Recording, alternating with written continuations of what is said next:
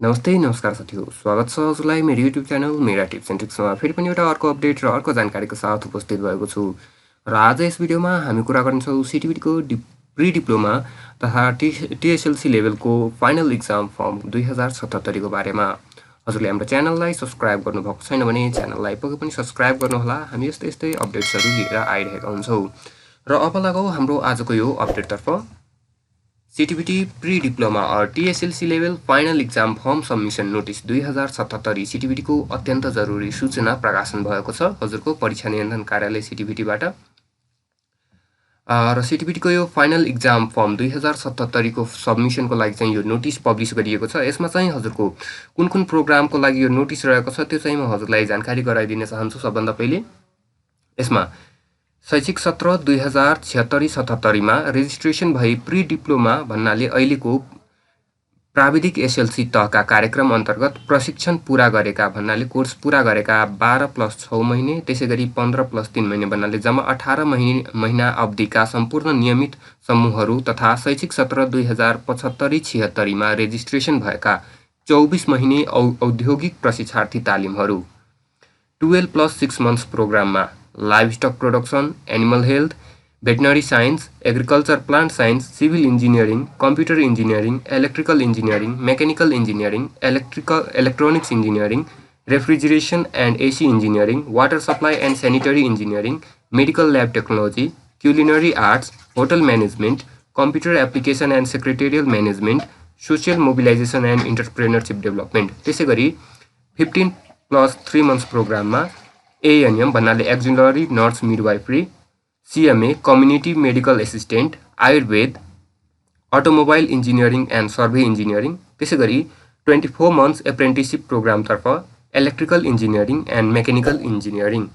त्यसैगरी हजुरको शैक्षिक सत्र 2072-73 मा रेजिस्ट्रेसन भएका प्राविधिक SLC अन्तर्गत सञ्चालित 29 महिने कार्यक्रमको आंशिक प्रथम दोस्रो र द्वितीय वर्षका समूहहरू, शैक्षिक सत्र 73-74 मा रेजिस्ट्रेसन भएका प्राविधिक SLC अन्तर्गत सञ्चालित 12+6 महिने र 15+3 महिने अवधिको प्रशिक्षण लिएका माथि उल्लिखित सम्पूर्ण कार्यक्रमहरूको आंशिक समूहहरू, शैक्षिक सत्र 74-75 मा रेजिस्ट्रेसन भएका प्राविधिक SLC अन्तर्गत सञ्चालित 12+6 महिने र 15+3 महिने अवधिका प्रशिक्षण लिएका माथि उल्लिखित सम्पूर्ण कार्यक्रमहरूको आंशिक समूहहरू, शैक्षिक सत्र 75-76 मा रेजिस्ट्रेसन भएका प्राविधिक SLC अन्तर्गत सञ्चालित 12+6 महिने र 15+3 महिने अवधिका प्रशिक्षण लिएका माथि उल्लेखित सम्पूर्ण कार्यक्रमहरूको आंशिक समूहहरू र यी समूहहरूको यी प्रोग्रामहरूको हजुरको रेगुलर र पार्शियल तर्फको फर्म चाहिँ खुलेको छ।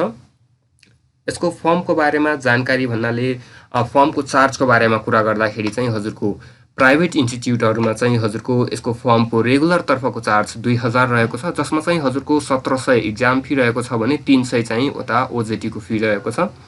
त्यसैगरी पार्शियल तर्फ चाहिँ 200 तिर्नुपर्ने हुन्छ हजुरले एउटा सब्जेक्टको छ भने, अनि त्यसैगरी हरेक एउटा एडिशनल सब्जेक्टको लागि चाहिँ 150 तिर्नुपर्ने हुन्छ। एउटा सब्जेक्ट छ भने 200, दुईटा छ भने 350, चारटा छ भने 600 त्यसरी तिर्नुपर्ने हुन्छ।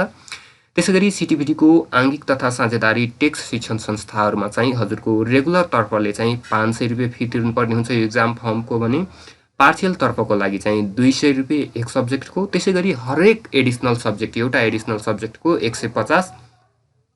त्यसैगरी फर्मको डेटको बारेमा कुरा गर्दाखेरि चाहिँ यो चाहिँ स्टुडेन्ट्सहरुको लागि रेगुलर चार्जमा रेगुलर फी तिरेर चाहिँ फर्म हजुरले 2077 8 महिना 26 गतेदेखि लिएर 2077 9 महिना 16 गते भित्र फर्म फिलअप गर्नुपर्ने हुन्छ भने, विलम्ब शुल्क तिरेर भन्नाले डबल फी तिरेर हजुरले 2077 9 महिना 17 गतेदेखि लिएर 2077 9 महिना 23 गतेसम्म हजुरले यो फर्म फिलअप गर्न सक्नुहुन्छ।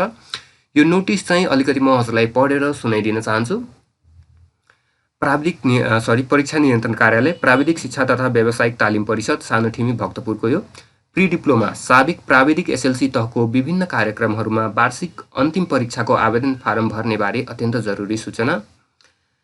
यस परिषदबाट प्री डिप्लोमा साबिक प्राविधिक SLC तहको सम्बन्धन स्वीकृति प्राप्त गरी आंगिक साझेदारी सामुदायिक विद्यालयहरूमा प्राविधिक शिक्षा टेक्स कार्यक्रम र निजी स्तरमा सम्बन्धन स्वीकृति प्राप्त सम्पूर्ण शिक्षण संस्थाहरूले नियमित तथा आंशिक प्रशिक्षार्थीहरूको लागि निकट भविष्यमा सञ्चालन हुने परीक्षामा सम्मिलित हुन सम्बन्धित प्रशिक्षार्थीहरूबाट परीक्षा आवेदन फारम भराई तपसिलको शर्त नम्बर 16 अनुसार तोकिएको मितिभित्र र तपसिलको शर्त नम्बर 7 मा उल्लेख गरिएको बमोजिम परीक्षा शुल्क बुझाएको बैंक भौचरको प्रति आवेदन फारमका साथ अनिवार्य रूपमा बुझाउनु हुन सम्बन्धित सबै शिक्षण संस्था एवं प्रशिक्षार्थीहरूको लागि यो सूचना प्रकाशित गरिएको छ। तपसिलका शर्तहरू पूरा नभएको र तोकिएको समयभित्र फारम नबुझाउने प्रशिक्षार्थीहरूलाई परीक्षामा सम्मिलित गराउन नसकिने बेहोरा समेत सूचित गरिन्छ। र यसको जुन शर्तहरू रहेका छन् यो फर्मको लागि त्यो जम्मै कुराहरू यहाँ अट्याच गरिएको छ। यहाँ हजुरले आफै पढ्न सक्नुहुन्छ यहाँ आएर।